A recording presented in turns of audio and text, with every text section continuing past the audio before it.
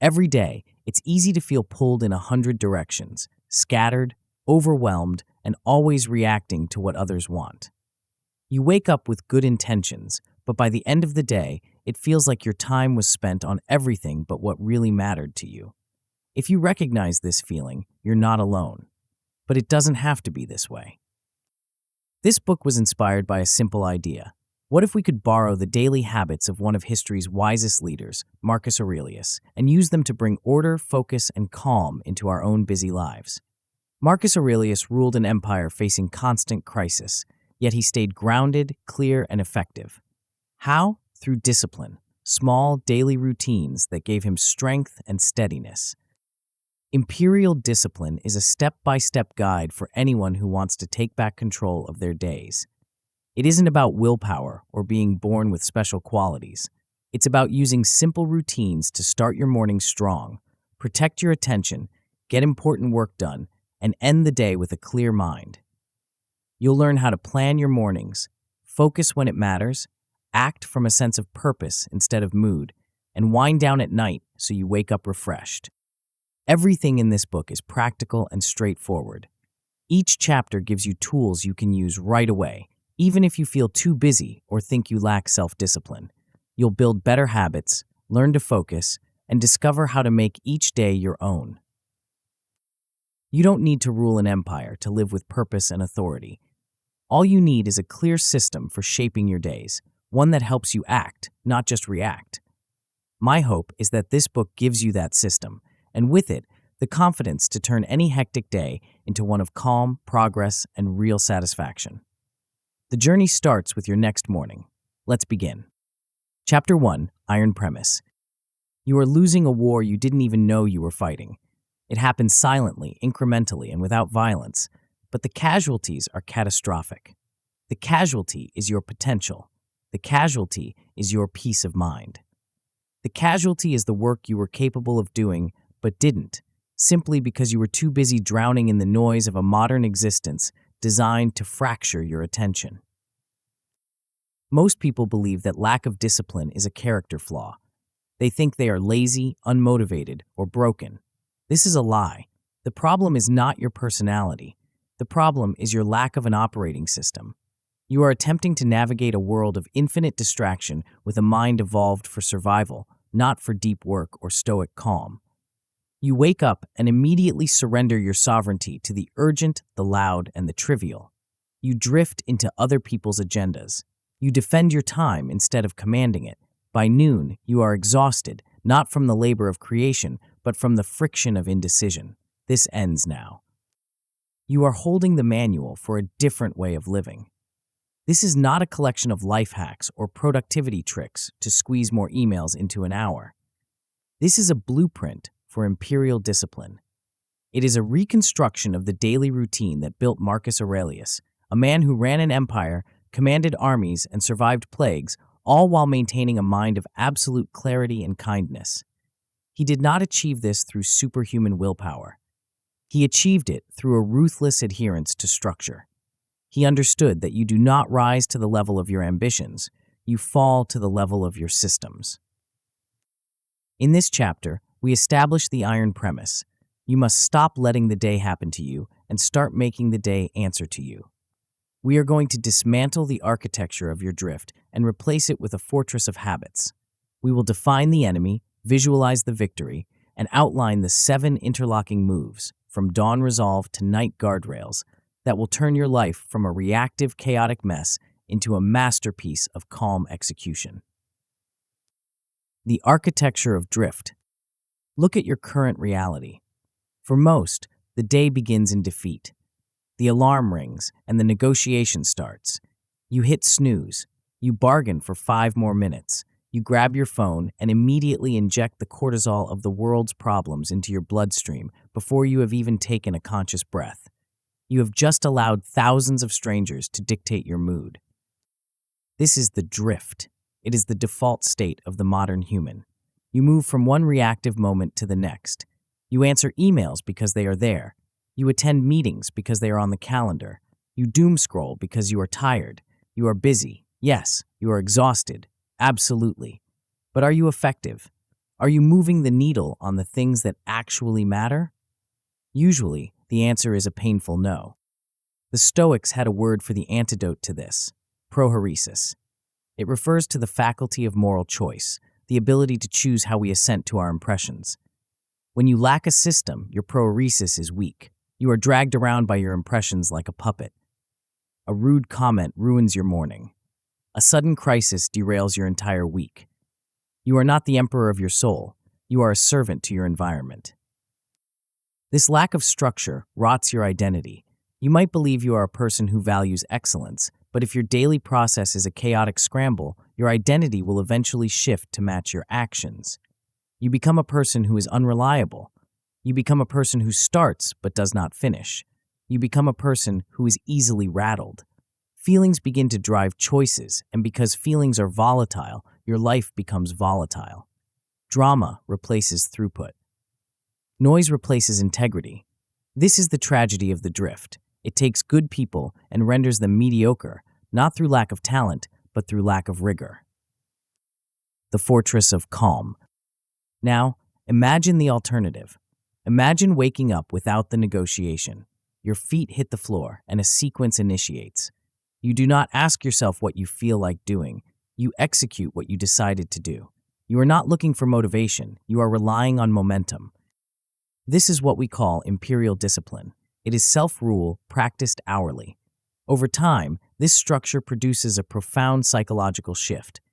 The emotional spikes that used to ruin your day begin to flatten out. You develop durable calm. When a crisis hits, and it will, you do not panic. You have a protocol for adversity. You have practiced for this. The setbacks that crush others become simple repetitions for your patience and resilience. To the outside world, this looks like magic. Your colleagues see you as the steady center in the storm. When everyone else is spinning out in a frenzy of performative busyness, you are quietly shipping signature work. Teams trust you because you are consistent. Opportunities find you because you are reliable. You become the person who delivers, not the person who makes excuses. This is the power of compounding output. When you stop starting and stopping, when you eliminate the friction of constant context switching, your productivity does not just add up, it multiplies. You achieve more by doing less because what you do is essential, focused, and finished. You trade the chaos of hustle for the cadence of a professional. The cost of remaining an amateur. If you choose to ignore this, if you choose to close this book and return to the drift, you must understand the price you are paying. The cost is not just lost productivity, it is the erosion of your self-respect. Chronic context switching creates chronic mediocrity. You cannot do deep, meaningful work when your attention is fractured into 30-second shards. If you continue to live a mood-led life, you will forever be at the mercy of your biochemistry. You will work only when you feel inspired, which means you will rarely work at all. You will avoid difficult conversations, delay critical decisions, and let your potential wither on the vine. The ultimate punishment for the undisciplined is not failure. It is the gnawing knowledge that they could have been great. It is the realization, years from now, that they spent their one precious life reacting to urgent trivialities instead of building something enduring. Do not let that be your epitaph. The 7 pillars of the system. We are going to build your fortress using 7 specific strategies. These are not random tips. They are an interlocking system where each part supports the others. You cannot pick and choose. You must install the operating system in full. First, we will establish dawn resolve. This is how you win the morning. It is not a 2-hour spa ritual. It is a hard, fast, no negotiation launch sequence that sets the slope for the entire day. Second, we will cultivate Prosoche. This is the Stoic art of vigilant attention. We will use specific anchors to bring your mind back to the present moment, instantly, on demand. You will learn to be present in the chaos. Third, we will implement duty first. We will replace your mood-led work with role-led work. You will learn to define your station and execute your duties regardless of how you feel. Fourth, we will master single tasking. Through value-first scheduling and time-boxed labor, you will learn to close the doors on the world and produce work of depth and quality. Fifth, we will practice premeditation. We will anticipate friction before it happens. We will script our responses to adversity so that when the blow comes, we do not flinch. Sixth, we will utilize the Stoic journal. This is not a diary for your feelings. It is a written self-audit, a feedback loop that corrects your course every single day. Seventh, we will set night guardrails. We will protect your recovery and secure your tomorrow by ending today with clean closure. Why this order? Because the start sets the trajectory. Attention fuels the engine. Duty gives you the map. Single tasking drives the car. Premeditation prevents the crash. The journal checks the mechanics, and the night guardrails refuel the tank. It is a closed loop of excellence. Winners ritualize, losers improvise. There is a fundamental difference in attitude between those who achieve mastery and those who remain amateurs. Losers improvise. They wake up and ask, "What should I do today?" They treat every day as a blank slate, a new puzzle to be solved. This is exhausting. It causes decision fatigue before breakfast. Winners ritualize. They have already decided what they will do. The decisions were made when they were calm and rational, not when they were tired and emotional. They do not rely on willpower, they rely on the system. They know that systems beat moods every time. Winners measure duties done. Losers measure feelings felt. The amateur says, "I didn't feel like writing today, so I didn't." The professional says, "I felt terrible, so I wrote anyway." This is the essence of the iron premise. Your feelings are irrelevant to your duties. You can be tired and still be excellent. You can be anxious and still be reliable. Imperial Discipline is about closing the gap between what you know you should do and what you actually do. It is about recommitting daily. The loser rationalizes their slip-ups. "I'll do it tomorrow," they say. The winner catches the slip, audits it in their journal, and corrects it immediately. The first step. You should be able to achieve one clean, repeatable day the first time you go through this process. That is our goal. We are not trying to fix your whole life instantly. We are trying to fix today. If you can conquer one day, you can conquer a week. If you can conquer a week, you can conquer a year. And a life is nothing more than a collection of days. We are going to build a small stack of reliable habits. We will strip away the fluff. We will stop talking about what we want to do and start looking at what we are doing. But it all begins with the launch. If you lose the first hour, you spend the rest of the day chasing it. If you win the first hour, you have a runway. You have momentum. You have the psychological upper hand. Most people think a morning routine is about drinking lemon water or meditating for an hour. They are wrong. A true morning routine is a declaration of war against entropy. It is a mechanism to seize control of your mind before the world can hijack it. It requires a script, it requires a trigger, and it requires a specific kind of resolve that we are going to construct in the next chapter. You are standing at the threshold. The drift is pulling at you, whispering that it's easier to just go with the flow, to check your notifications, to let the day take you where it will. Resist. The path to the throne, to the sovereignty over your own mind, starts with how you open your eyes. The first strategy is the most critical. It is the spark that ignites the engine. Without it, the rest of the system fails. It is simple, it is short, and it is absolutely unforgiving. In the next chapter, we will write the script that will change your mornings forever. We will define the 2 minutes that determine the next 16 hours. But be warned, once you know this method, you will never have a valid excuse for a bad start again. The drift ends tomorrow at dawn. Before we continue, make sure to subscribe to Grow to the Top and activate notifications to receive more self-improvement tips that will supercharge your growth. And make sure to give this video a thumbs up and share it with your friends. It really helps the channel grow. Thank you for your support. Chapter 2, Dawn Resolve. Why is the heaviest object in the known universe the blanket covering you at 6 a.m.? You know exactly what you need to do. You have goals that burn in your chest when you are awake and rational. You have a vision of the person you intend to be. Yet in that fragile gray moment between sleep and wakefulness, all of that ambition is held hostage by a seductive, whispering voice that says, Just 5 more minutes. This is the negotiation. It is the moment where most lives go to die. It is not a dramatic death. It is a slow, quiet suffocation of potential. When you lie there bargaining with your alarm clock, you are not just stealing time from your schedule, you are eroding the very foundation of your character. You are training yourself to believe that your comfort is more important than your word. If you want to build the kind of life that commands respect, the kind of life that Marcus Aurelius built while ruling the known world, you must end the negotiation. You do not need more motivation. You do not need a better mattress or a sunlight alarm.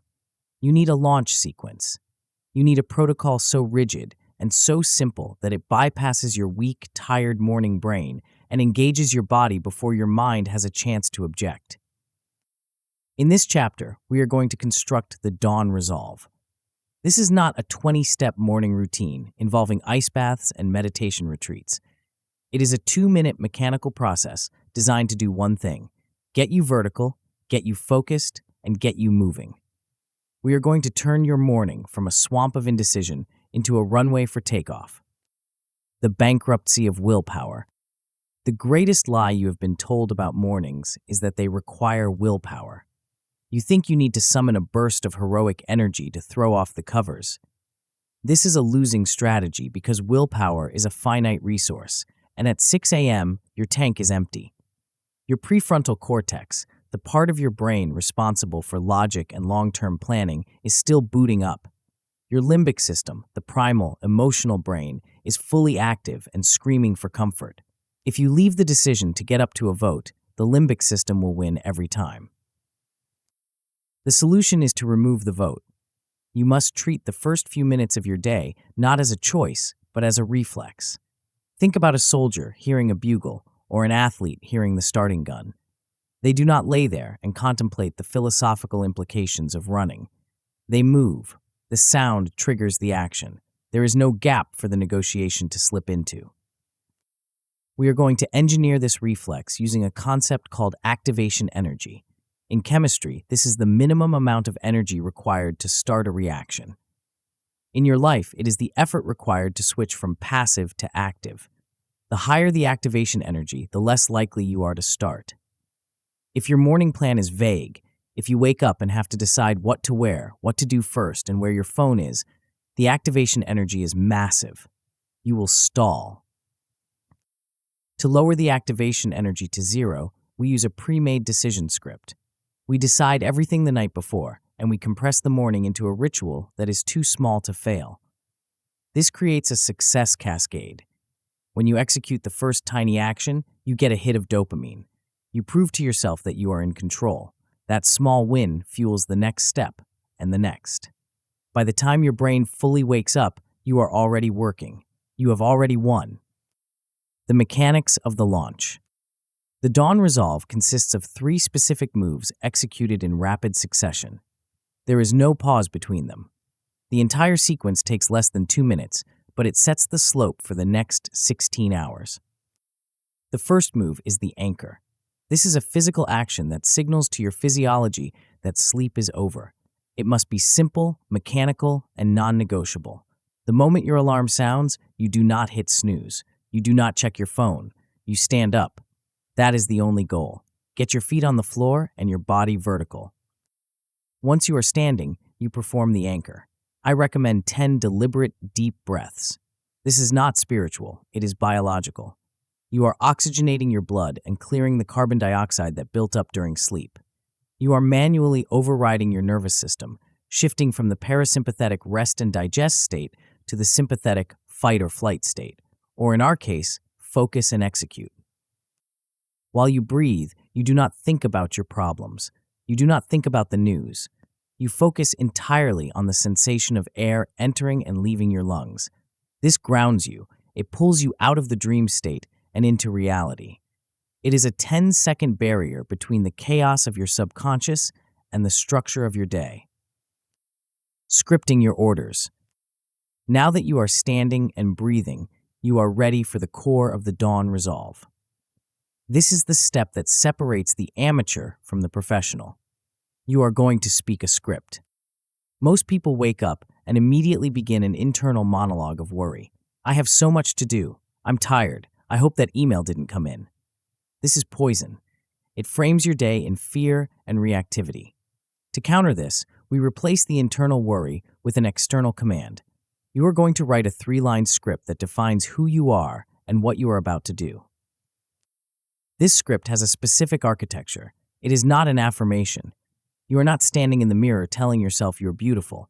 You are an emperor giving orders to a general. The script consists of 3 lines: role, duty, and tone. The first line defines your role. Who are you today? Not your job title, but the archetype you need to embody. Are you a builder, a leader, a warrior, a partner? Name it. I am a builder. This primes your identity. It reminds you that you are not a passive observer of your life. You are an active participant with a specific function. The second line defines your duty. What is the one non-negotiable thing you must execute right now? This is not a to-do list. It is a single target. My duty is to ship the draft. My duty is to clear the queue. This focuses your attention like a laser. It cuts through the noise of the 1,000 things you could do and points you to the one thing you must do. The third line defines your tone. How will you go about this duty? I am calm and relentless. I am focused and fair. I am direct and speedy. This sets the emotional baseline for your work. It tells your brain how to process the friction you are about to encounter. You must write this script down. Do not keep it in your head. Write it on an index card and place it where your eyes will land the moment you finish your 10 breaths. Read it out loud. Speak it into the empty room. I am a leader. My duty is to finalize the strategy. I am calm and decisive. When you speak these words, you are doing something profound. You are overriding the emotional whims of the morning with the rational dictates of your character. You are telling yourself, this is who I am, and this is what I do. The negotiation ends because the orders have been cut. The first strike. You are standing, you have breathed, you have spoken your script. Now you must move immediately into action. This brings us to the final component of the dawn resolve, block 1. The biggest mistake people make after waking up is warming up. They make coffee, they check headlines, they putter around the house waiting to feel ready to work. This is a trap. Every minute you spend getting ready is a minute where distraction can creep in. The dawn resolve demands that you start before you are ready. Block 1 is a predefined period of deep work that begins immediately after your script. It doesn't have to be long, 30 minutes is enough, but it must be significant. You define this block the night before. You never wake up and ask, what should I work on? That decision is expensive. It costs glucose and willpower. If you try to make it at 6:05 a.m., you will choose something easy, like checking email. Instead, you decide tonight. Tomorrow, block 1 is outlining the report. You set up your materials, you open the document, you close everything else. When you finish your script, you sit down and you type the first word. This is the hard start. It is uncomfortable. Your brain will protest. It will beg for a dopamine hit from social media. It will tell you that you need coffee first. Ignore it. Sit down and do the work. The moment you engage with the task, the discomfort vanishes, replaced by the flow of action. By starting your day with a high-value output, you create a massive psychological win. The rest of the world is still hitting snooze, and you have already moved the needle on your most important project. You have kept a promise to yourself. This generates a reservoir of self-respect that you will draw from for the rest of the day. The myth of flexibility. There is a chorus of voices in modern culture that will tell you this approach is too rigid. They will say you need to be flexible, that you should listen to your body, that a routine this strict stifles creativity. These people are amateurs. They are confusing structure with oppression. Structure is not the enemy of freedom. It is the prerequisite for it. If your morning is chaotic and reactive, you are not free. You are a slave to your impulses and the demands of others. You are bouncing like a pinball from one distraction to the next. True flexibility comes from having a solid foundation. When you lock in your morning, when you guarantee that the first hour of your day is yours and yours alone, you buy yourself the freedom to handle whatever chaos the rest of the day throws at you. You can handle a crisis at 2 p.m. because you didn't waste your energy fighting yourself at 7 a.m. Marcus Aurelius didn't have the luxury of a slow morning. He had an empire to run. He had wars to fight. He understood that if he didn't rule himself, he couldn't rule Rome. He wrote in his meditations about the struggle to leave his bed, reminding himself that he was born to do the work of a human being, not to huddle under the blankets and keep warm. He used his philosophy as a lever to pry himself out of comfort and into action. You must do the same. Troubleshooting the system. You will fail at this. Not every day, but some days. You will be tired. You will be sick. You will have traveled late the night before. The goal is not perfection. The goal is consistency.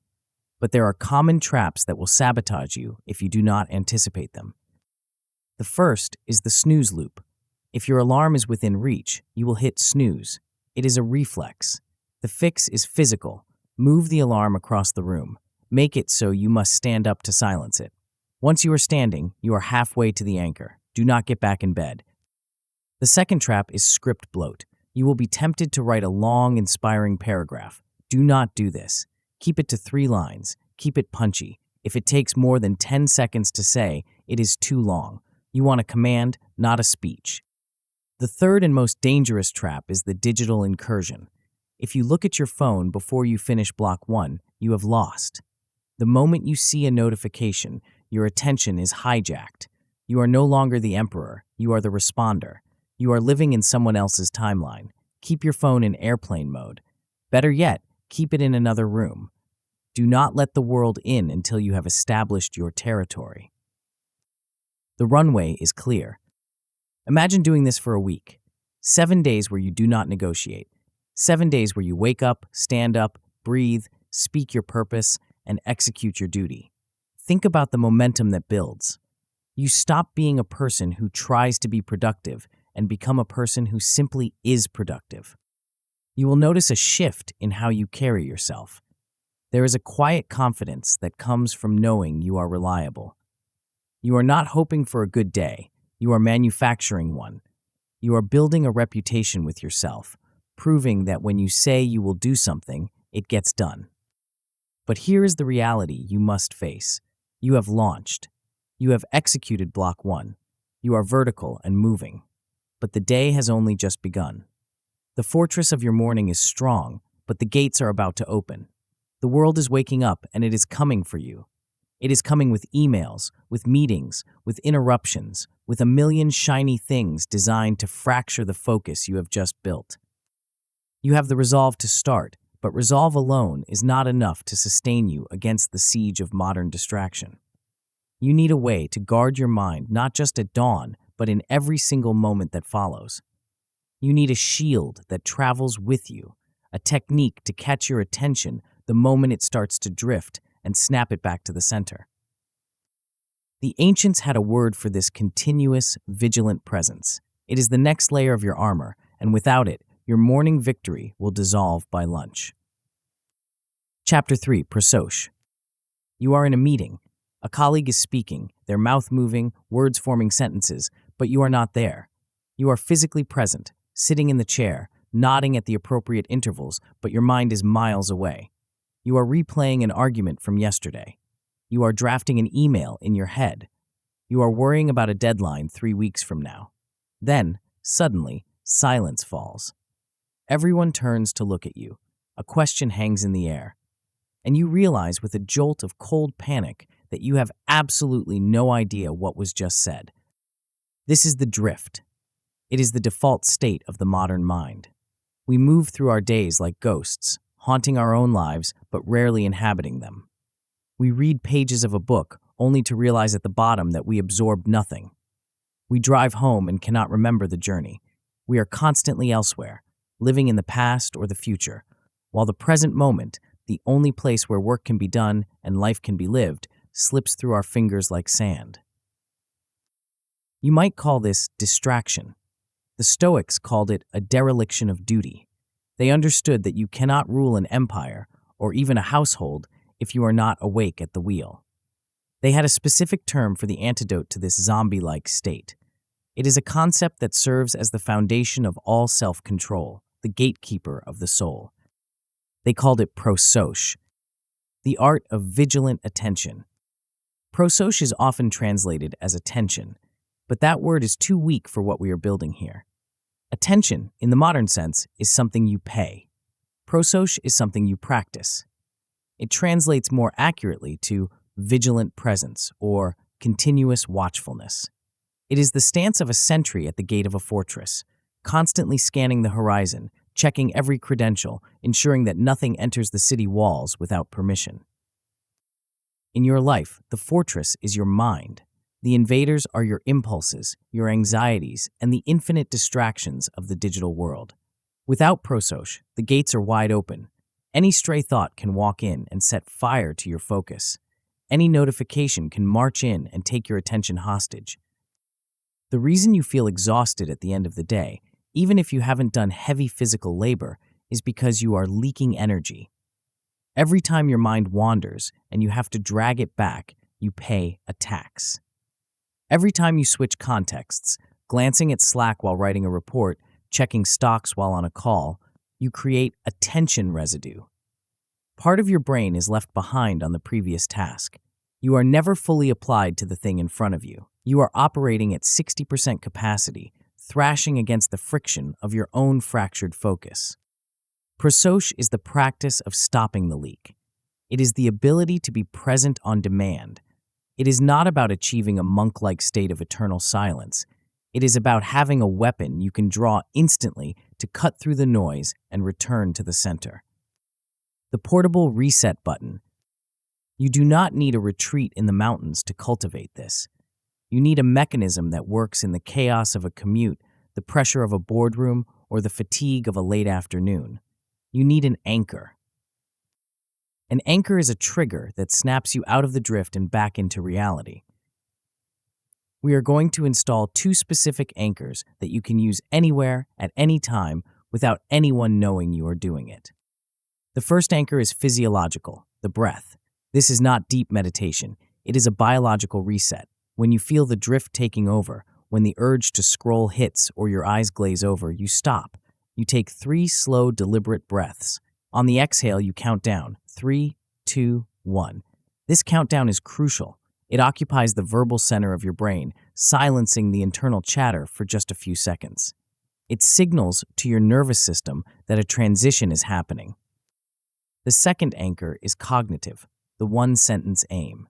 Immediately after the third breath, you articulate exactly what you are doing. You strip away the complexity of your job and the weight of your career, and you boil reality down to a single, undeniable fact. You say to yourself, for the next 45 minutes, I will draft this proposal. Or, for the next 10 minutes, I will listen to this person without judgment.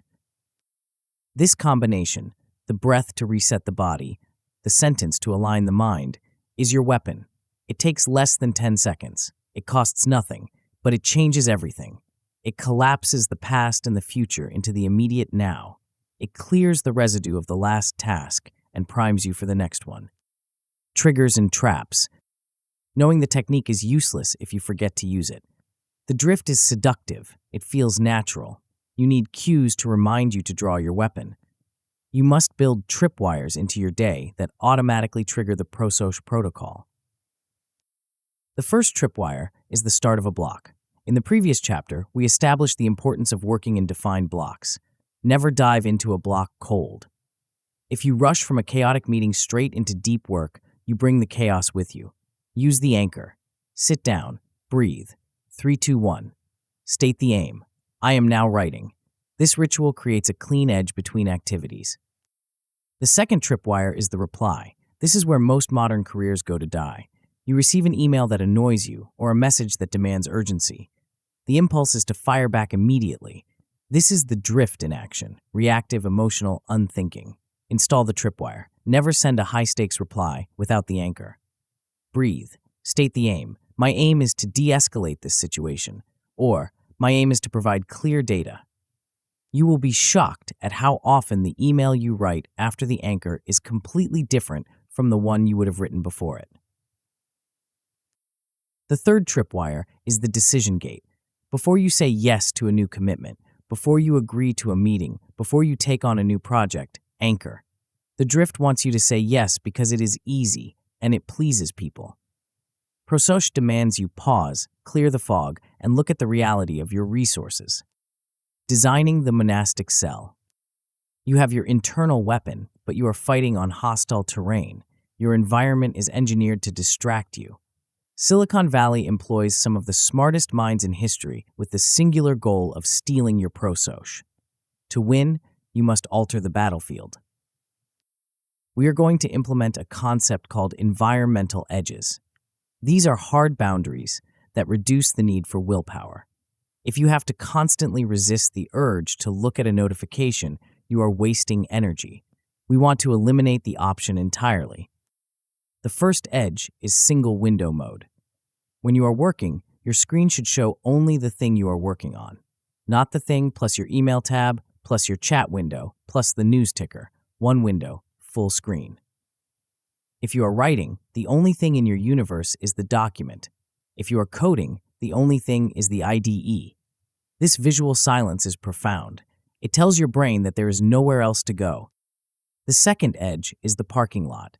The drift often disguises itself as brilliance. You are working on a report, and suddenly you remember you need to call your accountant, or you have a great idea for a different project. The amateur stops working to chase the thought. The professional uses the parking lot. Keep a physical notepad next to you. When an intrusive thought arrives, catch it, write it down, and immediately return to the work. Do not judge it. Do not explore it. Park it. You will review the lot when the block is done. 90% of the time, you will find the urgent thought was just noise trying to escape the difficulty of deep work. The myth of multitasking. There is a persistent myth that the busy person, the one juggling 5 chats and 3 projects, is the productive person. This is a lie. Multitasking is merely the opportunity to screw up more than one thing at a time. The brain cannot multitask. It can only switch tasks. And as we discussed, switching is expensive. It degrades your IQ. It lowers your emotional intelligence. It increases error rates. Prosoche is the rejection of multitasking. It is the embrace of sequential monotasking. It is the understanding that one thing, done with absolute ferocity and presence, is worth more than 10 things done with half a heart. Some will say, but I need to be responsive. I need to be available. There is a difference between being responsive and being reactive. A reactive person is a slave to the incoming ping. A responsive person checks the inputs at designated times with full attention and then returns to the work. Prosoche allows you to be truly available when you choose to be, because you are actually listening, not just waiting for your turn to speak. The return to the center. When you begin to practice this, you will notice something frustrating. You will fail constantly. You will set your anchor, start your work, and 2 minutes later find yourself staring out the window or checking your phone. Do not judge yourself. This is not a moral failure. It is data. The moment you realize you have drifted, you have already succeeded. That moment of realization is prosoche. The amateur gets angry and quits. The Stoic simply resets. You drifted? Fine. Breathe. 3, 2, 1. State the aim. Begin again. If you have to reset 50 times in an hour, then you reset 50 times. The repetition is the practice. It's like doing push-ups for your mind. Every time you catch the drift and pull yourself back, you are strengthening the muscle of attention. You are building the hexis, the settled character of a person who commands their own mind. Over time, the resets become less frequent. The periods of deep, lucid focus become longer. You start to enter a state of flow more easily. You finish work in 2 hours that used to take 6. You sit in meetings and hear things others miss. You become a dangerous person in the best possible way, because while everyone else is skimming the surface, you are operating at depth. The gap in the armor. You have launched your day with the dawn resolve. You have secured your attention with prosoche. You are awake, and you are watching. You have the capacity to do great work. But capacity is not direction. Being focused is dangerous if you are focused on the wrong things. You can spend an entire day in a state of perfect, vigilant presence, executing tasks with beautiful efficiency, and still end up completely wasting your time. You can be the most productive person on a sinking ship. Prosoche gives you the power to see clearly, but it does not tell you what to look at. It gives you the ability to execute, but it does not tell you what is worth executing. To be an emperor of your own life, you need more than just a spotlight. You need a map.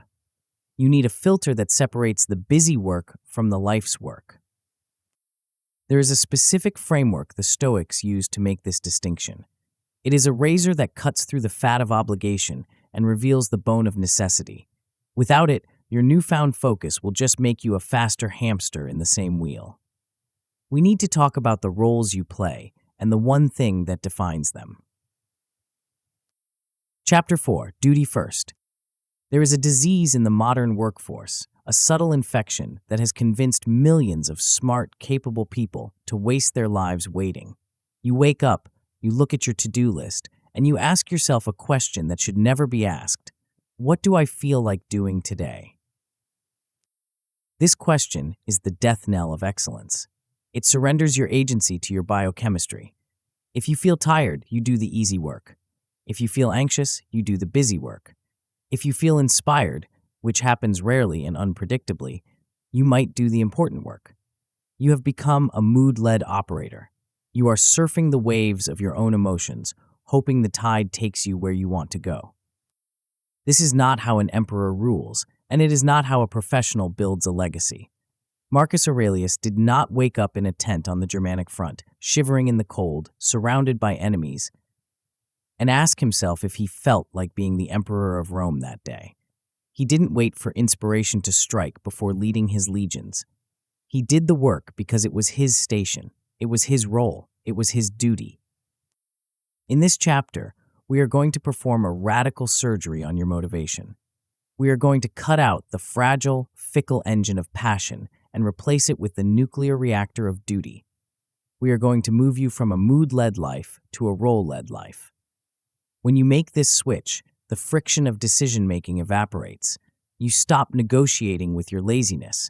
You stop waiting for the muse. You simply look at your badge, see who you are, and do what is required. The passion trap. We live in a culture that fetishizes passion. We are told that if we find the work we love, we will never work a day in our lives. This is a dangerous lie. Even the work you love will have days that are grinding, boring, or terrifying. If your ability to execute depends on your level of excitement, you are building your house on sand. Passion is a feeling. Duty is a contract. Passion flares up and burns out. Duty is a North Star that remains visible even in the storm. The amateur waits for the feeling of confidence before they act. The professional acts because their role demands it, and confidence follows the action. Think about the people you trust most in this world. Do you trust the surgeon who only operates when they are in the vibe? Do you trust the pilot who only flies when they feel inspired? No. You trust them because they have accepted a role. They have wrapped their identity around a set of responsibilities. When they step into the operating room or the cockpit, they are not Bob or Sarah anymore. They are the surgeon. They are the captain. Their personal moods are irrelevant to their professional execution. You must apply this same ruthless standard to yourself. You are not just a person trying to get things done. You are an actor on a stage, and you have lines to deliver. Framing the roles. To escape the trap of mood, you must define the roles you play. You are not one monolithic self. You are a collection of functions. In the morning, you might be a creator. At noon, a leader. In the evening, a partner or a parent. The problem arises when you try to be everything at once, or when you bring the wrong role to the wrong situation. You cannot bring the open-minded explorer role to a crisis that requires a decisive commander. You cannot bring the ruthless executor role to a dinner table that requires a compassionate listener. Here is the strategy: role framing. Every single morning, as part of the Dawn Resolve we built in Chapter 2, you will define the 3 primary roles you must inhabit that day. You will write them down. Maybe today you are a strategist, a builder, and a diplomat. For each role, you will assign one non-negotiable duty. This is not a task list, it is a definition of success for that specific identity. As a strategist, my duty is to decide the Q4 roadmap. As a builder, my duty is to draft the first 10 pages. As a diplomat, my duty is to resolve the conflict with the client. When you frame your day this way, you strip away the emotional weight of the tasks. You are no longer worried about writing. You are simply fulfilling the function of the builder. If the builder doesn't build, the builder ceases to exist. It is existential, not emotional. This clarity kills drama. When you are faced with a difficult choice, you don't ask, "What do I want to do?" You ask, "What would a strategist do in this situation?" The answer is usually immediate and obvious. You detach from the fear and act from the identity. The complaint fast. There is a parasite that feeds on your sense of duty. It is the habit of complaining. We think that venting relieves stress, that it's a way of letting off steam. The Stoics knew better. They understood that complaining is actually a rehearsal of helplessness. Every time you complain about the weather, your boss, the traffic, the workload, you are reinforcing a neural pathway that says, "I am a victim of my circumstances." You are telling yourself that you have no agency. You are painting yourself as a passive object that things happen to, rather than an active force that makes things happen. Language shapes behavior. If your language is full of whining, your behavior will be full of hesitation. If your language is full of verbs and solutions, your behavior will be full of power. Therefore, you are going to undertake a 24-hour complaint fast. This is exactly what it sounds like. For one full rotation of the Earth, you are forbidden from voicing a single negative observation about your reality unless you immediately pair it with a corrective action. You cannot say, "I am so tired." You can say, "I am tired, so I will go to sleep 30 minutes early tonight." You cannot say, "This client is impossible." You can say, "This client is demanding, so I will set clearer boundaries on the next call." If you catch yourself slipping, and you will, you must stop mid-sentence and reframe. This is not about toxic positivity. It is about relentless agency. It is about refusing to give oxygen to the part of you that wants to be a victim. When you stop complaining, you realize how much energy you were wasting on resistance. You free up that energy to do your duty. The 3-question duty check. Even with your roles defined and your complaints silenced, the fog of war will roll in. You will get hit with a sudden crisis. Your inbox will explode. A colleague will drop a grenade in your lap. In these moments, the drift threatens to return. You feel the panic rising. You feel the urge to react emotionally. You need a tactical tool to cut through the fog. You need a way to reorient yourself in seconds. This is the 3-question duty check. Before you say yes to a request, before you reply to an angry email, before you switch tasks, pause and ask, 1. Which role is active right now? 2. What is its duty? 3. What is the smallest next verb? Let's play this out. You are deep in focused work, role builder, and your boss slacks you with a chaotic, urgent request. The panic hits. You want to drop everything and people please. Stop, run the check. Right now, I am a builder. Duty. My duty is to finish this code block because it ships tomorrow. Verb. The verb is not reply immediately. The verb is finish. So you finish the block, then you switch roles. Now you are a partner. Your duty is to support the team. The verb is reply. This simple checklist prevents you from being hijacked by other people's urgency. It reminds you that you are not a general-purpose employee who does whatever is shouted loudest. You are a specific agent with a specific mission. The myth of yes. Many people believe that saying yes is a sign of commitment. They think that by agreeing to every request, they are proving their dedication. In the world of Imperial Discipline, this is backward. A yes without a plan is a lie. If you say yes to a meeting when you have no time, you are lying. If you say yes to a project when you have no resources, you are lying. You are betraying your duty to be reliable. The Stoic knows that clarity is the highest form of kindness. It is better to give a hard no than a soft, flaky yes. When you operate from a place of duty, you protect your time ferociously because you know that your time is the raw material of your work. You cannot fulfill your duty as a creator if you have given away all your creation time to administrative trivia. This requires a shift in how you view your own importance. You are not here to be liked, you are here to be effective. You are not here to be a martyr, you are here to be a professional. When you respect your own roles, others will begin to respect them too. They will stop bringing you nonsense because they know you only deal in substance. The calm center. What happens when you live this way? What happens when you replace I feel with I do? You become dangerous to the status quo. You become the person who doesn't flinch. When the office is in a panic because a deadline is looming, you are not running around screaming. You are calmly asking, what is my role? What is my duty? And then you are executing. This creates a gravitational pull. People want to be around clarity. In a world of chaotic, emotional, reactive amateurs, the person who knows their duty is a king. You become the calm center that others organize around. Your reliability becomes your reputation. You will find that the drama drains out of your life. Drama requires two participants. It requires someone to throw a fit and someone to react to it. When you refuse to react, when you simply look at the problem, determine your duty, and act, the drama starves for lack of oxygen. You will also find that you are less tired. Decision fatigue comes from constantly weighing options. Should I do this? Do I want to do this? Is this fun? When you operate from duty, the options are removed. The decision is made before you even start. You save your mental energy for the work itself, not the dilemma of whether to do it. The container of time. You have launched your day. You have secured your attention. You have defined your roles and accepted your duties. You are ready to work. You are ready to be the emperor of your own output. But here is the trap that awaits you now.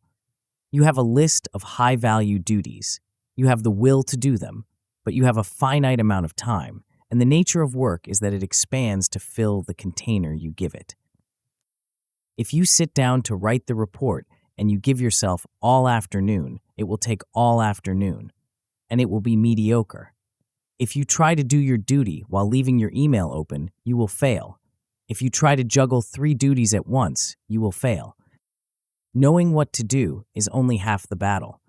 You must know how to structure the time in which you do it. You need a vessel that can hold the intensity of your focus without leaking. You need a method to take these noble duties and grind them into concrete reality, hour by hour, minute by minute. The next step is to stop working in the vague expanse of the workday and start working in a way that forces output. We need to talk about the physics of productivity. We need to talk about the box. Chapter 5, Single Tasking. You are working harder than you have ever worked in your life, yet you feel like you are standing still. You end your days exhausted, your brain feeling like a wrung-out sponge, but when you look at what you actually produced, the list is terrifyingly short. You answered emails, you sat in meetings, you touched base and circled back. You were busy every single second, but you did not move the needle. This state has a name. In engineering, it is called thrash. It happens when a computer's operating system spends more time switching between tasks than it does actually executing them. The CPU is running at 100% capacity, the fans are screaming, heat is being generated, but the screen is frozen. Nothing is happening. This is your life on an open calendar. You are thrashing. You are vibrating with effort but lacking in traction.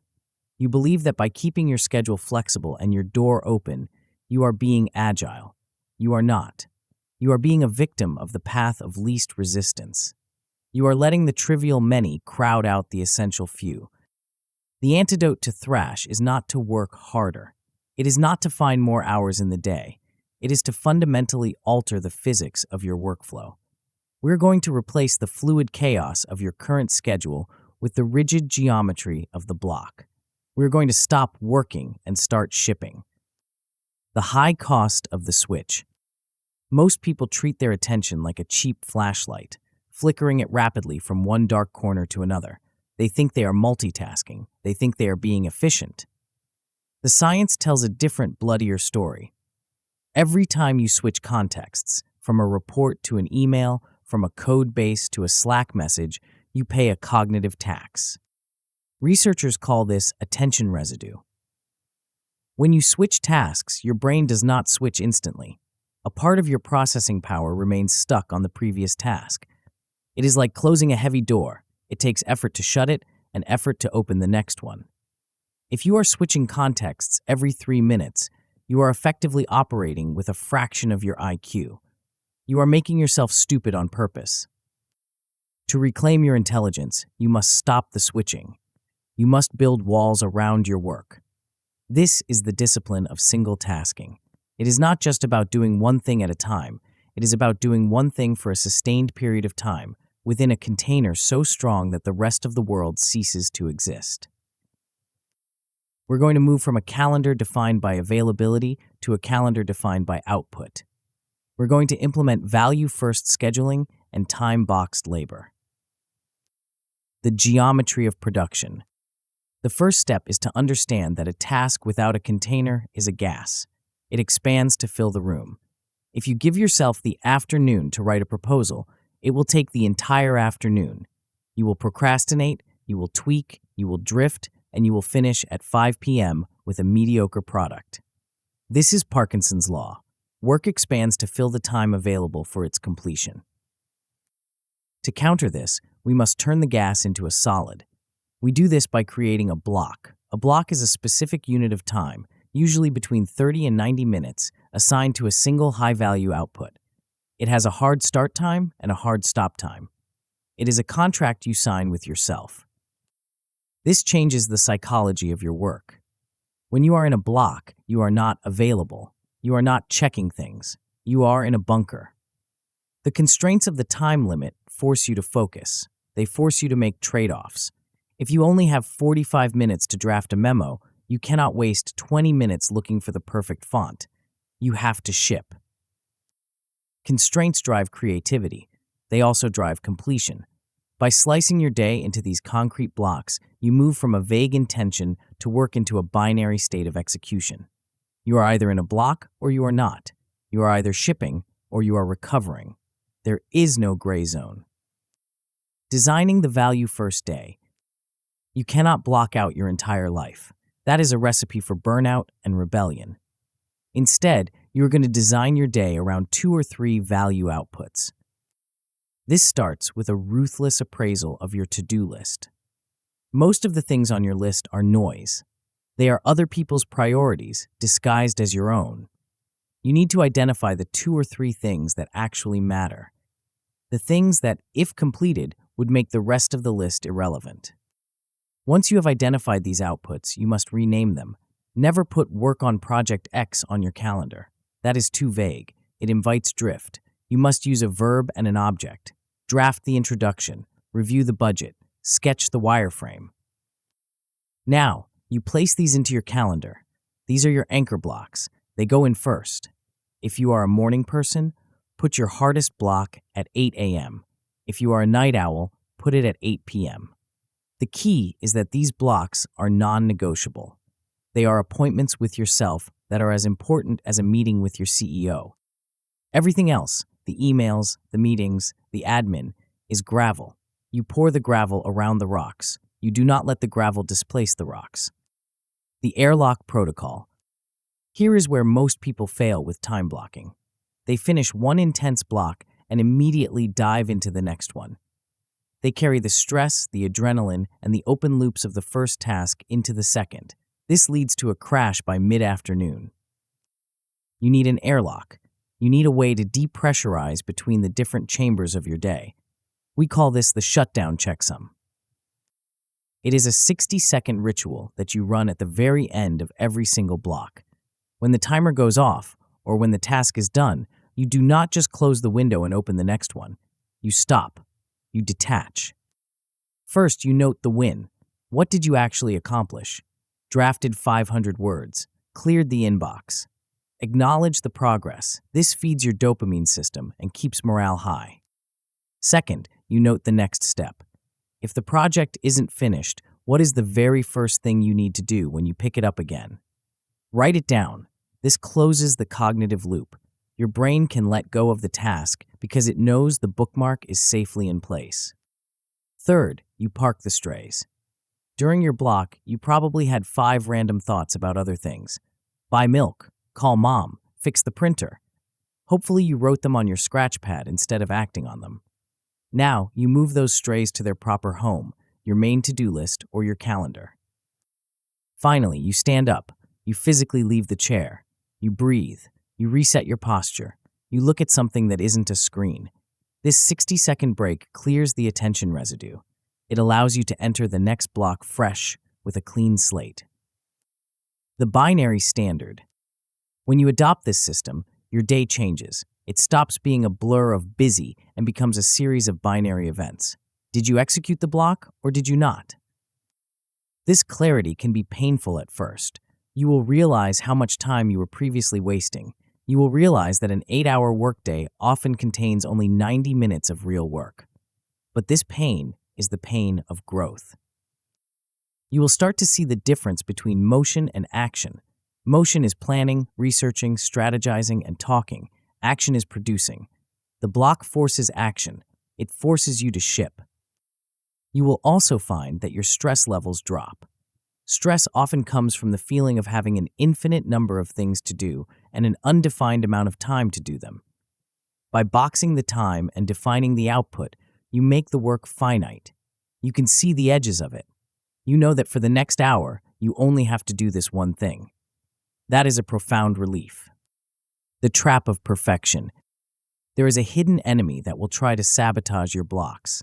It is the desire for perfection. You will be in the middle of a block, writing a report, and you will feel the urge to make it perfect. You will want to research one more fact. You will want to rewrite the opening sentence for the 10th time. This is perfection drift. It is a form of procrastination. It is fear masquerading as quality control. To combat this, you must pre-commit to a good enough definition before the block starts. Tell yourself, in this block, I am producing a rough draft. It does not need to be good, it just needs to be done. Or, I am making a decision based on the data I have right now. The timer is your friend here. When the clock is ticking, you don't have time to be perfect. You only have time to be finished. This forces you to focus on the core value of the task and ignore the fluff. It teaches you to ship. And in the real world, a shipped B+ is infinitely more valuable than an unshipped A+. Dealing with zombies. Even with the best plan, you will have moments where you stare at the screen and your brain goes dead. We call this zombie time. You are in the block. The timer is running, but you are catatonic. You are clicking folders, highlighting text, and zoning out. Do not sit there and suffer. The moment you detect zombie time, execute a hard reset. Stand up. Do not check social media. That is a death spiral. Stand up, walk away from the desk, and take 10 deep breaths. Then, return to the desk and rename the task. Usually, we freeze because the task is too big or too scary. Write the report is scary. Write the first 3 sentences of the executive summary is manageable. Break the rock into gravel. Make the next step so small that it would be embarrassing not to do it. The fortress of solitude. You are building a fortress of habits. You have the dawn resolve to launch your day. You have Prosoche to guard your attention. You have duty to guide your choices. And now, you have single tasking to contain your effort. If you lived in a vacuum, this would be enough. If you were a monk in a silent monastery, you would now be the most productive human on earth. You would move from block to block with seamless grace, producing masterpieces on a schedule. But you do not live in a vacuum. You live in a world of other people. You live in a world of entropy and chaos. You live in a world that does not care about your blocks or your duties. You can design the perfect day, color code your calendar, and set your timers, but eventually the world is going to punch you in the face. A client will fire you. A server will crash. A key team member will quit. Your child will get sick. The system we have built so far is powerful, but it is fragile. It relies on things going according to plan. but the defining characteristic of reality is that it rarely goes according to plan. To be truly imperial, to have a discipline that can withstand the shocks of fortune, you need more than just a schedule. You need armor. You need a way to look into the future, see the train wreck coming, and not just survive it, but use it. You need to learn the dark art of anticipating disaster. You need to stop hoping for the best and start rehearsing for the worst. Chapter 6, Premeditation. The ambush is always worse than the fight. Think about the last time you truly lost your composure. The last time you snapped at a colleague, sent a regretful email, or froze in the middle of a high-stakes decision. If you analyze that moment, you will find a common denominator: surprise. You were not expecting the insult. You were not expecting the server to crash. You were not expecting the client to hate the proposal. Because you were surprised, your brain did what it evolved to do in the face of the unknown. It panicked. It flooded your system with cortisol and adrenaline. It shut down your prefrontal cortex, the seat of logic and reason, and handed the controls to your amygdala, the primitive alarm system that knows only 3 words: fight, flight, or freeze. In that moment, your IQ dropped 20 points. You stopped being an emperor and started being a cornered animal. This is how chaos punishes the unprepared. It relies on the element of surprise to dismantle your discipline. You can have the perfect morning routine, the tightest focus blocks, and the clearest sense of duty, but if you walk into a minefield blindfolded, you are going to get hurt. But what if you had a map of the mines? What if you knew exactly where the explosion was going to happen before you even stepped out the door? The Stoics had a weapon for this. It is perhaps the most misunderstood tool in their arsenal, often accused of being pessimistic or morbid. It is neither. It is the ultimate form of emotional armor. They called it premeditatio malorum, the premeditation of evils. In this chapter, we are going to learn how to rehearse adversity. We are going to stop hoping for the best and start preparing for the worst. We are going to install a radar system in your morning routine that spots friction miles away, and we are going to script your reactions so that when the blow finally lands, you don't flinch. You just execute. The psychology of anticipation. There is a profound difference between worrying and premeditating. Worry is a passive state. It is a vague, spinning anxiety about things that might go wrong, accompanied by a feeling of helplessness. It drains your energy without offering a solution. Premeditation is active. It is cold, clinical, and strategic. It is the difference between a passenger on the Titanic worrying about icebergs and the captain charting a course to avoid them, or at least ensuring the lifeboats are ready. The neuroscience behind this is compelling. When your brain encounters a stressful event that it has already simulated, it does not tag it as a threat. It tags it as expected. The shock value is removed. Because you have already lived through the scenario in your mind, your nervous system remains calm. You stay in your logical brain. You retain your ability to choose. This is why elite athletes visualize failure. They visualize the tire blowing out at 200 miles per hour. They visualize the crowd booing. They visualize the opponent scoring. They do this so that when it happens in reality, they don't have to think. They just run the program they have already written. You are going to do the same. You are going to stop improvising your way through conflict. Improvisation is for jazz musicians, not for professionals managing high-stakes careers. Under pressure, you do not rise to the occasion. You sink to the level of your training. If you haven't trained for the crisis, you will fail. The friction forecast. We begin this practice in the morning, right after you have set your resolve and defined your duties. It is a simple 3-minute exercise called the friction forecast. Look at your calendar for the day. Look at your to-do list. Now, ask yourself, where is the pain going to come from? You are looking for 3 specific types of friction. First, look for people friction. Who are you meeting with today? Is there a client who is notoriously difficult? A boss who changes their mind at the last minute? A colleague who loves to interrupt? Identify them. Second, look for process friction. What are you trying to achieve, and where is the weak link? Is the technology likely to fail? Is the data likely to be missing? Is the deadline unrealistic? Third, look for the internal friction. Where are you weak today? Are you tired? Are you distracted by a personal issue? Is your ego likely to flare up if you get critiqued? Once you have identified the top 3 likely obstacles, you do not just stare at them, you solve them. You write a pre-response for each one. This is a single sentence that dictates exactly how you will handle the situation. If you know your difficult colleague is going to interrupt you in the 2 p.m. meeting, your forecast looks like this. Risk, John interrupts. Response, I will pause, let him finish, and then calmly steer the conversation back to the agenda without getting annoyed. Do you see what you just did? You stripped John of his power. When he interrupts you at 2:15 p.m., you won't feel anger. You will feel recognition.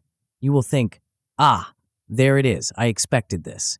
And you will run the script. You will be the calmest person in the room because you are the only one who read the script beforehand. The algorithm of behavior. The friction forecast handles the specific threats of the day, but you also need a general operating system for the recurring problems of life. We call these if-then scripts. Computer code works on logic. If X happens, then execute Y. Your brain should work the same way.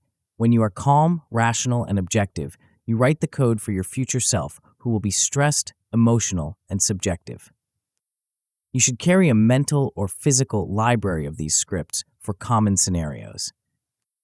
Consider the delay script. In modern work, delays are inevitable. When a project runs late, the amateur panics, hides, or makes excuses. The professional has a script. If a delay occurs, then I will immediately notify the stakeholders, provide a new ETA, and offer 2 options for how to proceed. No drama, no guilt, just immediate corrective action. Consider the insult script. This is vital for anyone in leadership. Eventually, someone will attack you personally. They will question your competence or your motives. The natural reaction is to attack back. The script says, if I am insulted, then I will take 1 breath, label the emotion as their anger, and return the conversation to the facts at hand. By pre-deciding these reactions, you conserve your most precious resource, decision-making energy. You don't have to burn calories figuring out how to handle a crisis. You just open the file and execute the command. This makes you incredibly fast and incredibly consistent. While others are paralyzed by the shock, you are already moving toward the solution. The reset protocol. But what about the black swan? What about the disaster you couldn't predict? The car accident, the sudden firing, the catastrophic error. You cannot forecast everything. For the moments of total surprise, you need an emergency brake. You need a mechanism to stop the physiological cascade of panic before it hijacks your brain. We call this the reset protocol. It is a 10-second maneuver that you can perform in the middle of a boardroom, on a stage, or during a fight with your spouse. It consists of 4 steps. Stop, breathe, restate, act. Stop. When the shock hits, do nothing. Do not speak. Do not type. Do not move. Freeze the frame. Your instinct will be to do something immediately to fix the feeling of panic. Resist it. Buy yourself 2 seconds of silence. Breathe. Take 1 massive, deliberate inhale and a slow exhale. We discussed this in the chapter on Prosoche, but here it serves a different purpose. It is a signal to your amygdala that you are not being eaten by a tiger. It forces the heart rate down. Restate. In your mind, ask the question, what is my role and what is my duty? This pulls you out of the emotional storm and back into your identity. I am a leader, and my duty is to stabilize the team. Now, and only now, do you make a move. You take the smallest possible step to advance that duty. This protocol creates a gap between stimulus and response. In that gap lies your freedom. It is the difference between punching a wall and asking a clarifying question. It is the difference between a career-ending outburst and a moment of leadership. The trap of catastrophizing. There is a danger here that we must address. Some people take this practice and turn it into a festival of anxiety. They spend their mornings imagining every possible horror, their house burning down, their spouse leaving them, the economy collapsing. They spiral into a pit of dread. This is not premeditation. This is suffering. The goal of the friction forecast is not to scare yourself. It is to prepare yourself. You must limit your forecast to the likely obstacles of the immediate future. Do not try to solve the problems of next year. Solve the problems of next Tuesday. Cap your forecast at 3 items. If you list 20 risks, you are just overwhelming yourself. Pick the big 3. And always pair the risk with a solution. If you visualize the problem without visualizing your response, you are just practicing failure. You must visualize the handling of the problem. You must see yourself navigating the storm with skill and grace. The unflappable operator. When you commit to this practice, you undergo a transformation in the eyes of others. You become unflappable. People will wonder why you don't get stressed.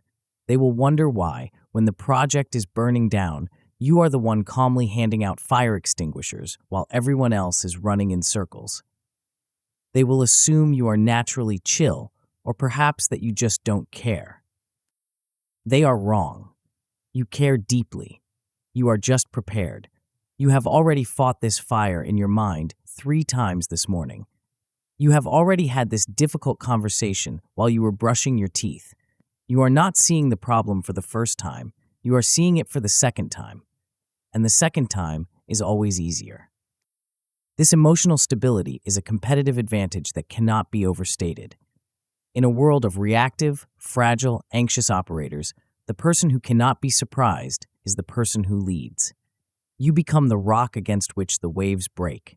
You become the anchor for everyone else. The mirror of the soul. We have built a formidable machine. You launch with resolve. You guard your attention. You execute your duty in focus blocks. You anticipate and neutralize friction. You are operating at a level that few ever reach. But there is a flaw in the human design. We are masters of self-deception. We can convince ourselves that we are doing our duty when we are actually hiding. We can convince ourselves that we were stoic when we were actually just passive. We can drift off course by a single degree, and if we do not catch it, that single degree will land us on a different continent. You cannot improve what you do not measure, and you cannot correct what you do not admit. To truly lock in this discipline, to ensure that the system doesn't degrade over time, you need a feedback loop. You need a way to look at your day, the good, the bad, and the ugly, without flinching. You need to sit down with the one person you cannot lie to. The emperor did this every night. He didn't just live his philosophy, he wrote it down to see if it was real. He kept a record not of events, but of his own character. In the next chapter, we will open the pages of that record. We will learn the art of the audit. We will see how 5 minutes of brutal honesty can save you years of regret. Chapter 7, Stoic Journal. The most famous book on leadership, resilience, and discipline ever written was never meant to be read by human eyes. When Marcus Aurelius sat down in his tent at night, the firelight flickering against the canvas, the weight of the empire pressing on his shoulders, he did not write for an audience. He did not write to be famous. He wrote to keep himself sane. The text we now know as Meditations was originally titled To Himself. It was not a memoir. It was not a collection of witty aphorisms. It was a tool. It was a piece of technology he used to scrub the mud off his soul, to realign his behavior with his principles, and to coach himself through the crushing difficulty of his station. Most people misunderstand the purpose of a journal. They think it is a place to dump their emotions, a dear diary where they whine about the unfairness of the world or catalog their fleeting moods. They think it is a place for sentimentality. This is a mistake. In the context of Imperial Discipline, the journal is not a therapist's couch.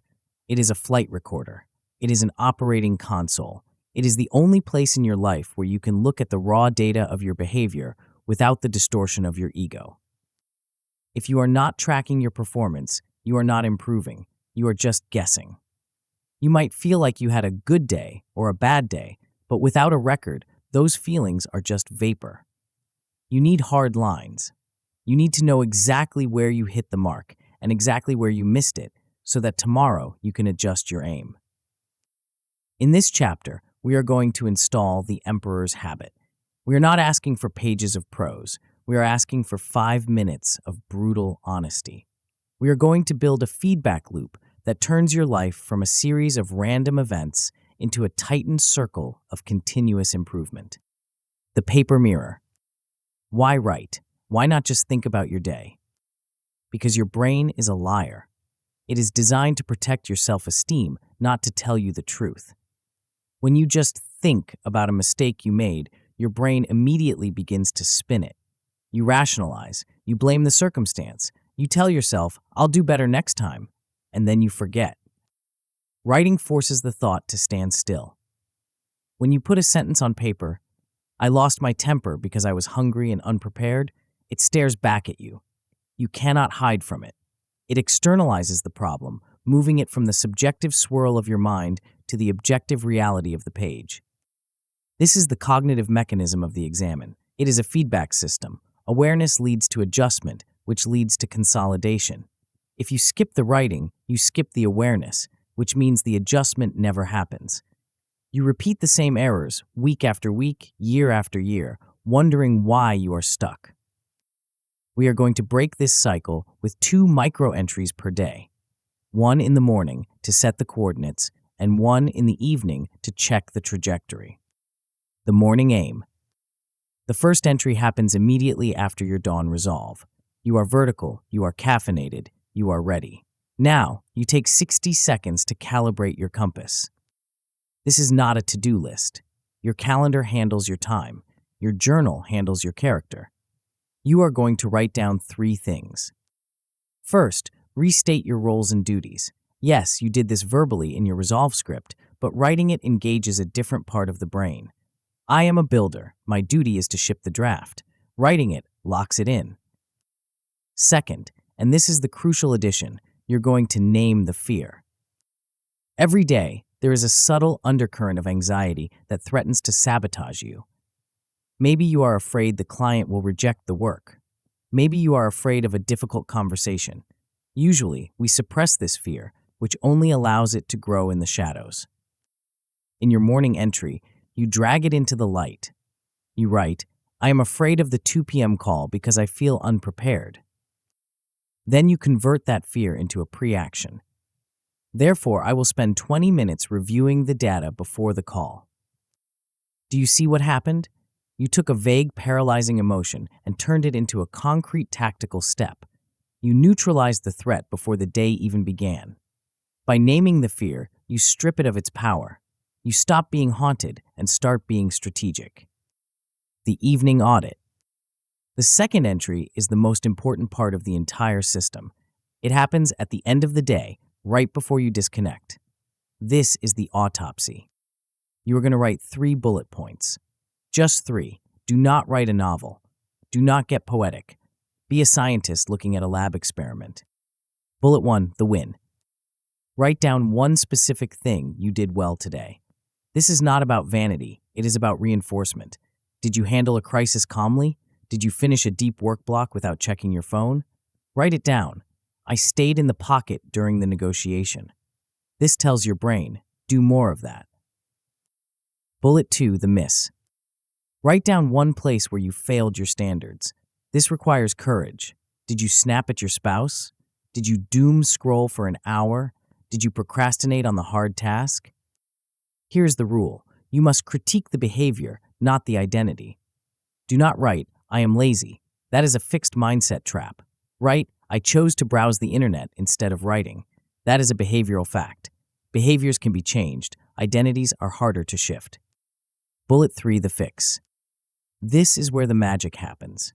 You do not just stare at the miss and feel guilty. Guilt is useless. You identify the correction. What is the specific action you will take tomorrow to ensure this doesn't happen again? If the miss was, I browsed instead of writing, the fix is, I will put my phone in the other room before block 1 starts. This fix is not a wish. It is a command. You immediately schedule it. You write it into tomorrow's plan. You have just closed the loop. You have turned a failure into a lesson and a lesson into a plan. You are now smarter than you were this morning. The weekly scan. If you do this daily, you will have a stack of data by Sunday. You will have 7 wins, 7 misses, and 7 fixes. Once a week, take 5 minutes to read back through them. You are looking for patterns. You are looking for the glitch in your system. You might notice that 4 out of 7 days, your miss was related to staying up too late. Or maybe every time you had a meeting with a specific person, your win was maintaining your temper. This is pattern recognition.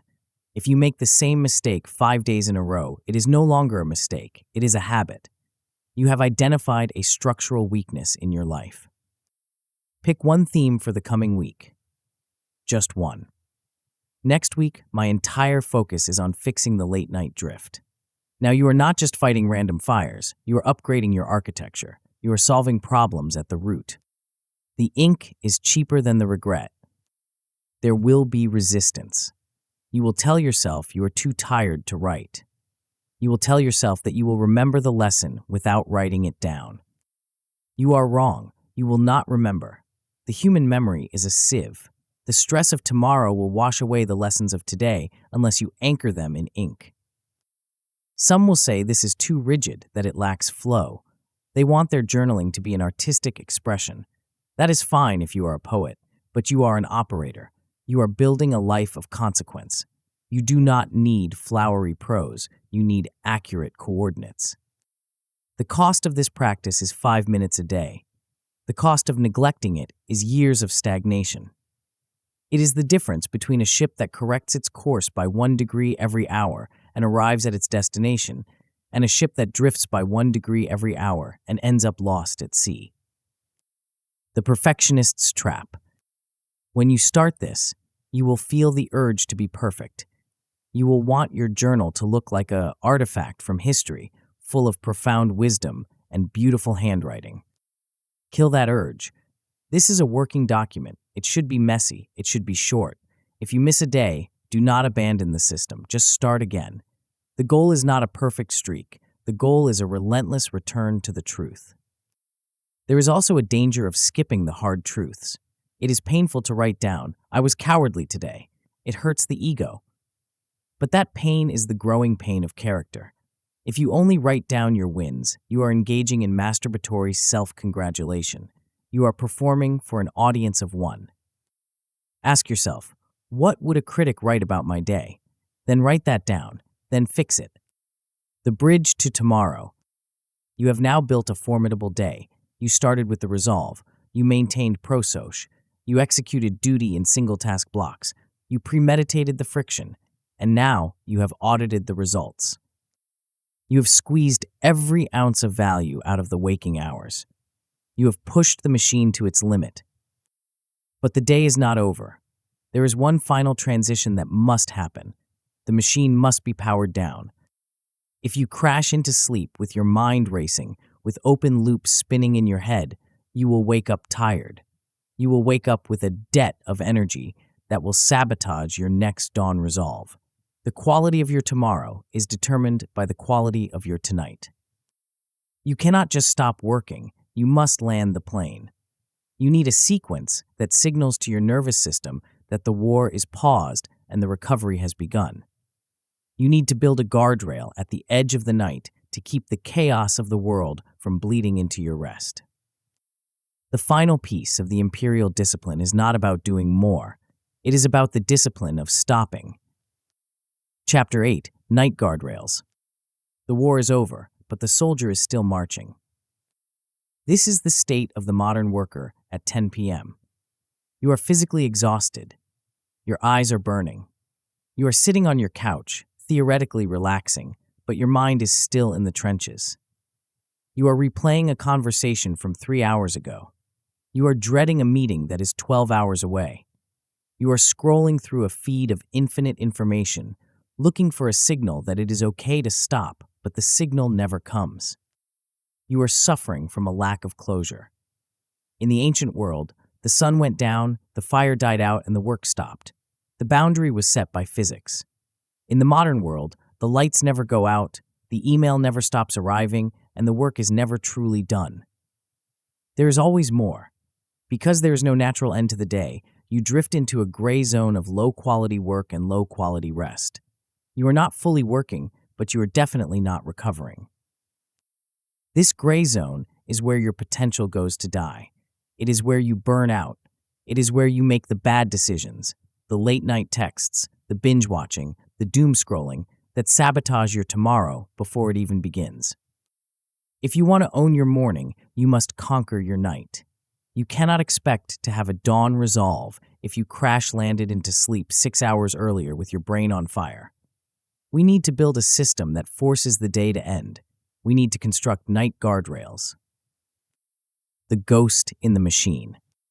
There is a psychological phenomenon called the Zeigarnik effect.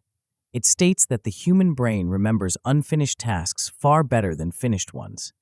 When you leave a task incomplete, your brain opens a loop. It keeps that file running in the background, consuming energy, waiting for closure. If you end your workday without a ritual, you are going to bed with dozens of open loops. Your brain is frantically trying to hold on to the details of the unfinished report, the unanswered Slack message, and the unmade decision. This is why you can be exhausted but unable to sleep. Your body is tired, but your operating system is thrashing. To fix this, we do not need to finish all the work. That is impossible. We need to convince your brain that the work is safe to leave. We need to manufacture closure. We do this through a specific sequence called the shutdown trio. It is a 10-minute airlock between your professional life and your recovery time. It is not optional. It is the only way to silence the ghosts in the machine. The controlled crash landing. The shutdown trio happens at a specific time.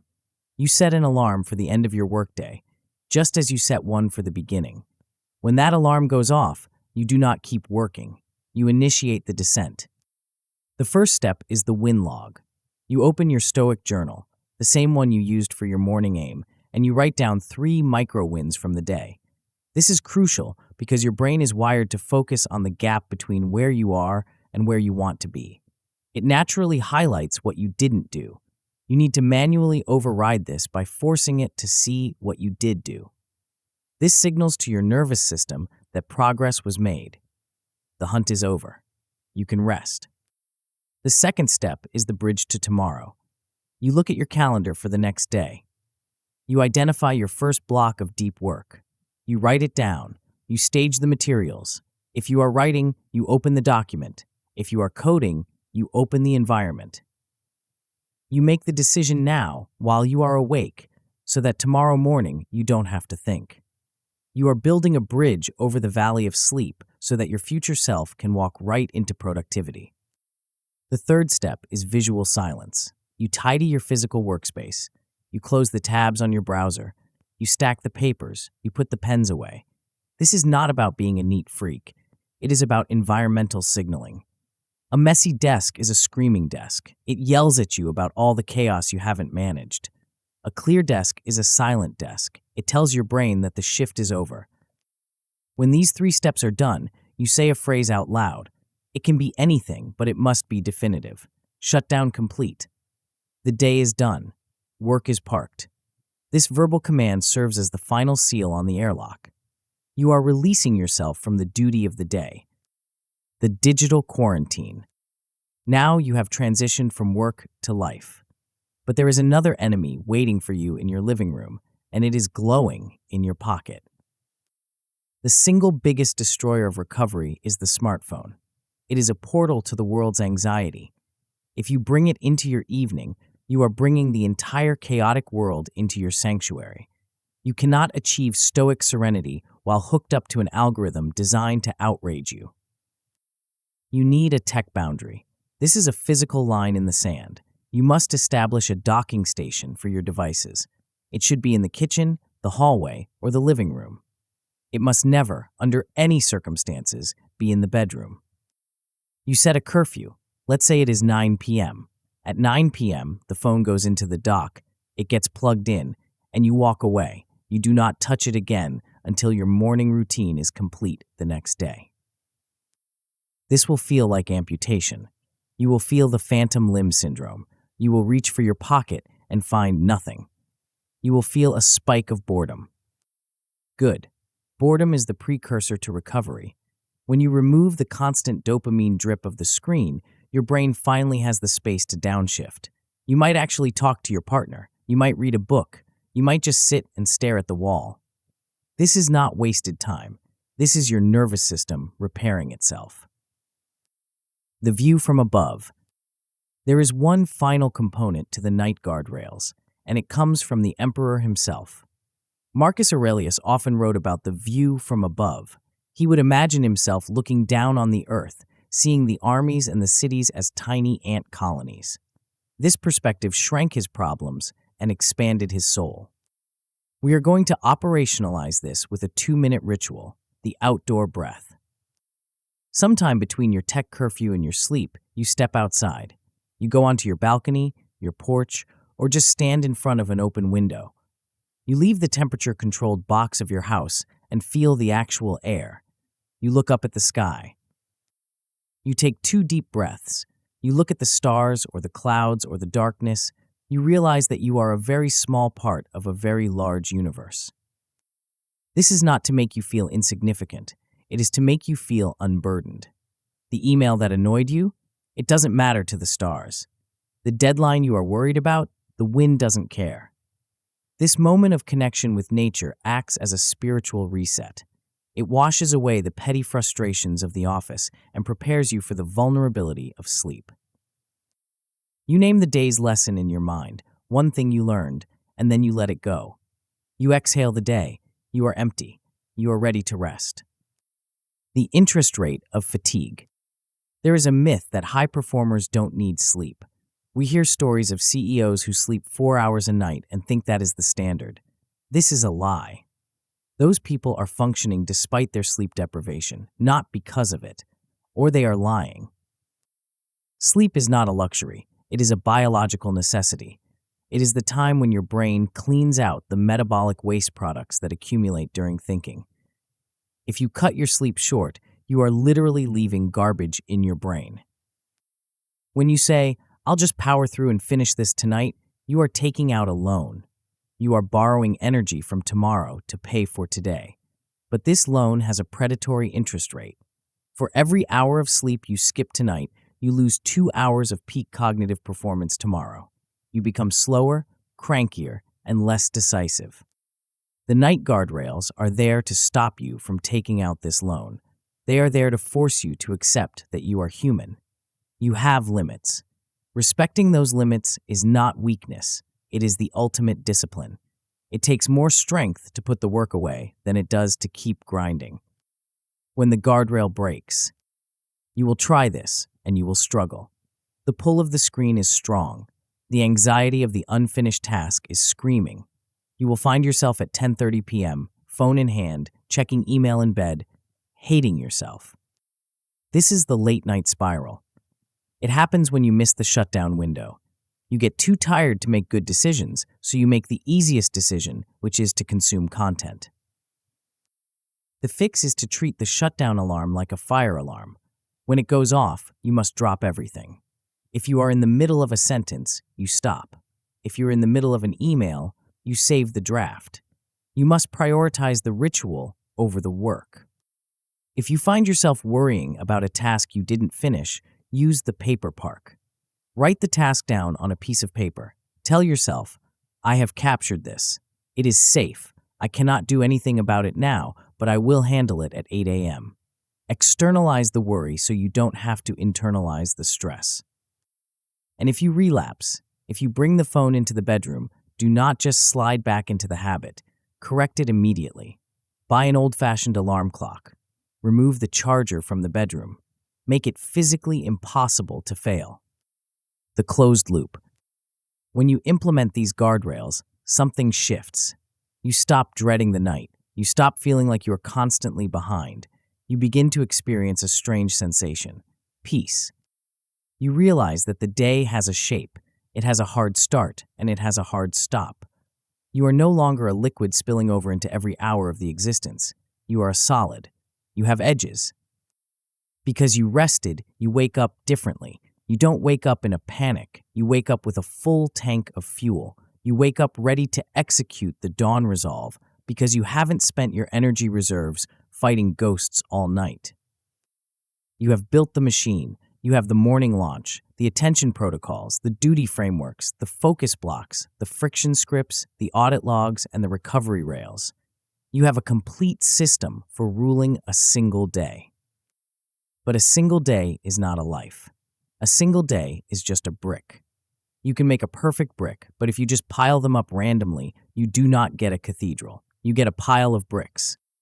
To turn these days into a legacy, to turn this routine into a character that stands the test of time, you need to understand how to string them together. You need to understand the physics of momentum. You need to know how to take this heavy, difficult flywheel and get it spinning so fast that it becomes unstoppable. We have one final step to take. We need to integrate everything into a rhythm that lasts not just for a week, but for a lifetime. We need to talk about the empire. Chapter 9, Imperial Momentum. Imagine a massive stone flywheel, 30 feet tall and weighing 10 tons, resting on an axle. Your job is to get it spinning. You push with all your might, straining every muscle, veins popping in your neck. It moves an inch. You push again. It moves 2 inches. You keep pushing, hour after hour, sweating, grunting, fighting the inertia. At first, it feels impossible. The effort required to get a single rotation seems disproportionate to the result, but you keep pushing. The wheel makes 1 turn, then 2, then 5. Suddenly, something shifts. The wheel begins to carry its own weight. The momentum kicks in. You are still pushing, but the wheel is now helping you. It spins faster and faster. Eventually, the wheel is spinning with such velocity that it becomes a force of nature. It could crash through a wall. It could power a city. And you are barely touching it. You are just tapping it to keep the rhythm. This is the difference between a hack and a system. A hack is a single shove. A system is the flywheel. Throughout this book, we have been forging the individual components of your machine. We built the dawn resolve to conquer the morning. We sharpened Prosoche to guard your attention. We defined duty to direct your energy. We constructed blocks to contain your work. We scripted premeditation to handle the shocks. We used the journal to correct the course, and we set night guardrails to ensure recovery. Separately, these are just good habits. Together, they are an operating system. When you link them, one after the other, day after day, you generate something the Stoics called hexis, a settled state of character. You stop trying to be disciplined. You simply are disciplined. The heavy lifting is done by the momentum of your own identity. The iron chain. Let's look at the chain we have forged. It is vital that you see the links, because a chain is only as strong as the connection between them. You wake up, the alarm rings. Because you have a dawn resolve, you do not negotiate. You stand, you breathe, you speak your script. You are vertical and moving while the rest of the world is hitting snooze. Because you are moving, you slide immediately into block 1.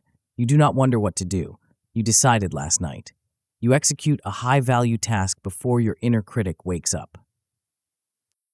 As the day heats up and the emails flood in, you trigger Prosoche. You catch the drift before it becomes a detour. You breathe, you aim, you return. You are a sentry at the gate of your own mind. When demands are made of you, you filter them through duty. You do not act on mood, you act on role. You strip away the drama and the complaints, leaving only the work. You contain that work in single task blocks. You airlock the transitions. You finish things. You ship. When the inevitable crisis hits, the rude client, the crashed server, you do not panic. You have premeditated this. You run your script, you reset, you handle it with grace. At the end of the day, you do not let the errors fester. You audit them in your journal. You fix the glitch. You learn. And finally, you respect the machine enough to turn it off. You set the night guardrails. You recover. You sleep. Do you see the elegance of this? There is no room in this chain for willpower to fail. One link pulls the next. The morning pulls the work. The work pulls the recovery. The recovery pulls the next morning. You are not waking up every day and reinventing the wheel. You are just keeping it spinning. The end of negotiation. The greatest gift this system gives you is not productivity. It is silence. Think about how much mental noise is generated by indecision. Should I work out now or later? Should I answer this email or write the report? Do I feel like doing this? This internal debate is exhausting. It burns glucose. It creates anxiety. When you install Imperial Discipline, the debate ends. The negotiation is over. You have signed a contract with yourself.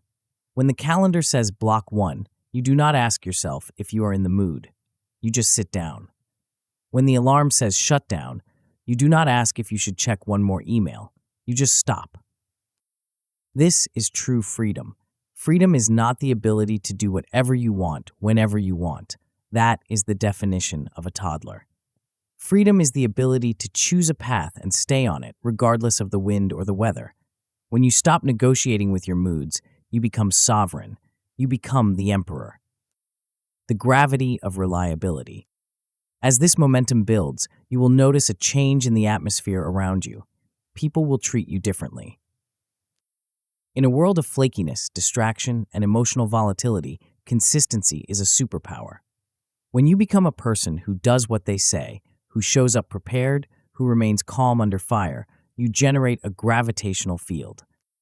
Your colleagues will stop bringing you drama because they know you don't react to it. They will start bringing you opportunities because they know you can handle them. Trust compounds faster than money. When people know that if X says it will be done, it is already done, you stop having to sell yourself. Your reputation enters the room before you do. You become the calm center. When the storm hits, everyone looks to the person who isn't freaking out. That person is you, not because you are unfeeling, but because you are trained. You have a protocol for the storm. You are the rock against which the waves break. The compound effect of character. Here is the secret that amateurs never learn. It gets easier. The first week of this routine is a fight. You are pushing the heavy flywheel from a standstill. Your old habits will scream. Your brain will beg for the dopamine of distraction. You will feel rigid and mechanical. But then the hexis sets in. Procedural memory takes over. Your brain starts to associate the stand-up cue with the focus reward. The neural pathways for deep work get thicker and faster. The pathways for distraction get weaker from disuse. You start to achieve more with less effort. You write the report in an hour instead of 4. You handle the conflict in 2 minutes instead of 2 days. The variance in your performance shrinks. You don't have good days and bad days anymore. You just have days of execution. Your identity upgrades. You stop saying, I am trying to be disciplined. You say, I am the person who does the work. Once that identity locks in, the behavior becomes automatic. You don't have to force a writer to write. Writers write. You don't have to force a leader to lead.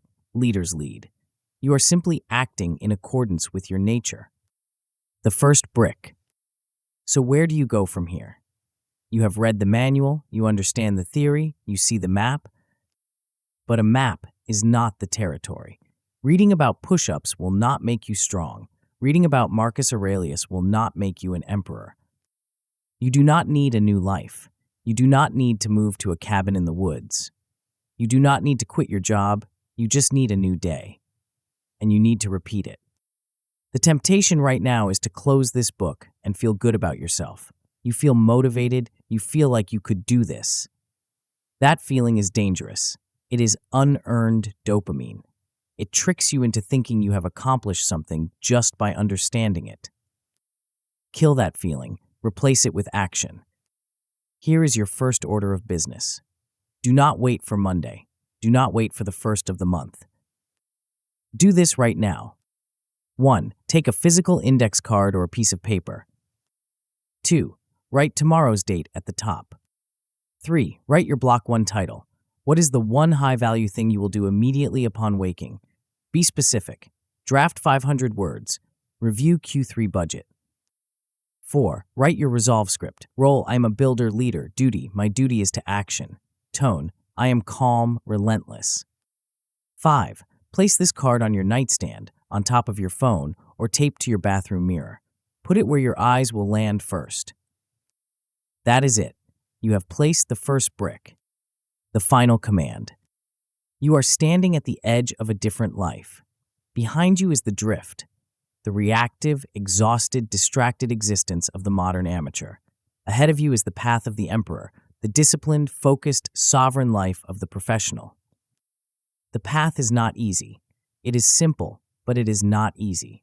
It requires you to say no to comfort. It requires you to say no to the easy dopamine. It requires you to look in the mirror and demand more of yourself than anyone else would dare to demand. But the reward is worth the price. The reward is a mind that is a fortress. The reward is a body of work that stands as a testament to your time on this earth. The reward is the quiet, unshakable knowledge that you did not waste your potential. Marcus Aurelius ruled the world, but his greatest battle was the one he fought every morning against his own desire to stay in bed. He won that battle, day after day, until the very end. And because he won the morning, he won the day. And because he won the day, he won a legacy that has lasted 2,000 years.